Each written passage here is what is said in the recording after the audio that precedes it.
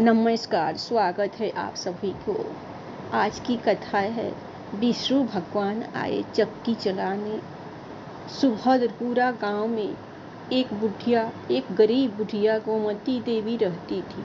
उसका एक बेटा चंद्रभान और उसकी पत्नी चंचल थी। गोमती देवी भगवान विष्णु की भक्ति किया करती थी।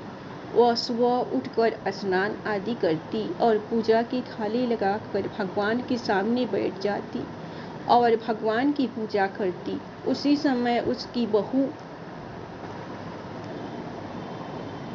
भगवान के लिए प्रसाद बनाकर लाती थी, जिसका गोमती देवी भोग लगाती थी। यह सिलसिला कई वर्षों से चल रहा था। भगवान विष्णु की कृपा से चंद्रभान का व्यापार अच्छा चलने लगा।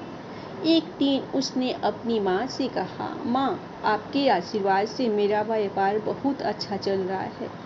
अब हमने नया घर ले लिया है, कुछ दिन बाद वहाँ चले जाएंगे। तब गोमती देवी ने कहा, यह तो बहुत खुशी की बात है बेटा, लेकिन तूने नए घर में भगवान का मंदिर बनवाया या नहीं?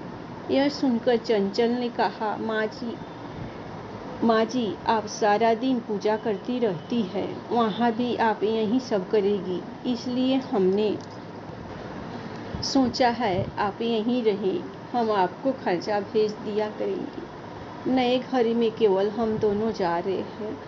यह सुनकर गोमती देवी को बहुत आश्चर्य हुआ। उन्होंने कहा, चंद्रभान, यह बहू क्या बकवास कर रही है?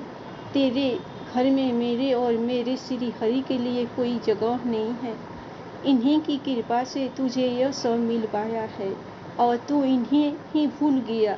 चंद्रभान ने कहा, माँ, यह सब मैंने अपनी मेहनत से हासिल किया है और चंचल कह तो रही है आपको खर्चा भेज दिया करेंगे। आप इतने बड़े घर में जाकर क्या करोगी? गोमती देवी रोने लगी, लेकिन दोनों बहू बेटे उन्हें छोड़कर चली गई। गोमती देवी दिन रात भगवान विष्णु से प्रार्थना करने लगी, हे भगवान, मेरा बेटा नासमझ है, उसे कोई दंड नहीं देना। एक दिन उसे अपनी गलती का एहसास होगा और वह आपकी शरण में आ जाएगा, उसे माफ कर दीजिए।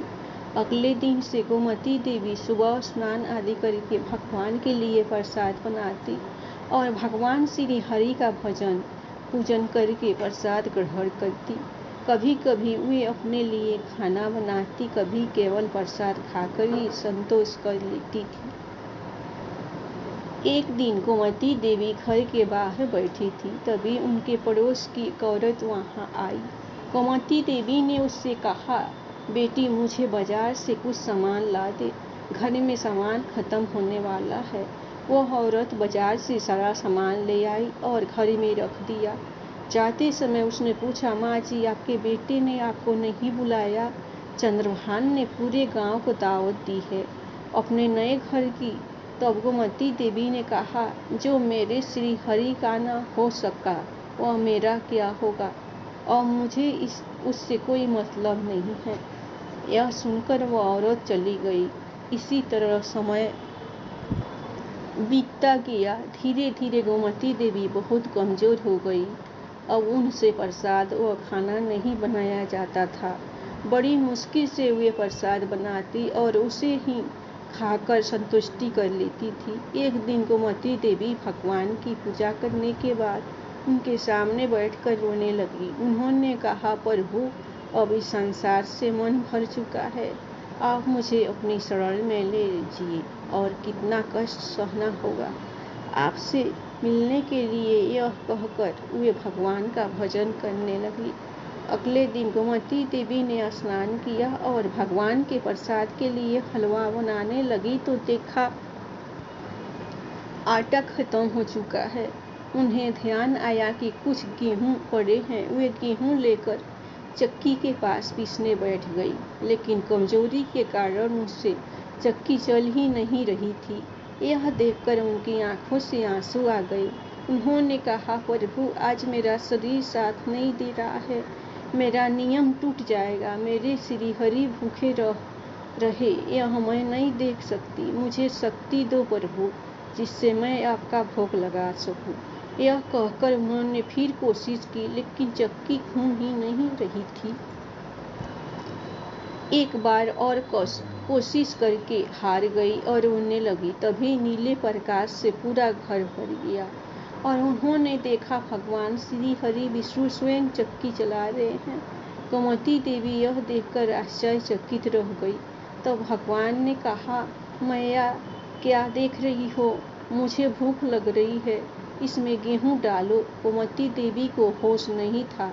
वो रोते रोते चक्की में गेहूं डाल रही थी और भगवान विष्णु गेहूं पीस रहे थे। जब गोमती देवी को सुध आई तो वे प्रभु के चरणों में गिर गई। भगवान ने कहा, आज तुम्हारी तपस्या सफल हो गई, मांगो क्या मांगना है। गोमती देवी ने कहा, मुझे अपने चरणों में स्थान दीजिए प्रभु, और कुछ नहीं चाहिए। भगवान श्री हरि ने उन्हें आशीर्वाद दिया। गोमती देवी पहले जैसी स्वस्थ हो गई।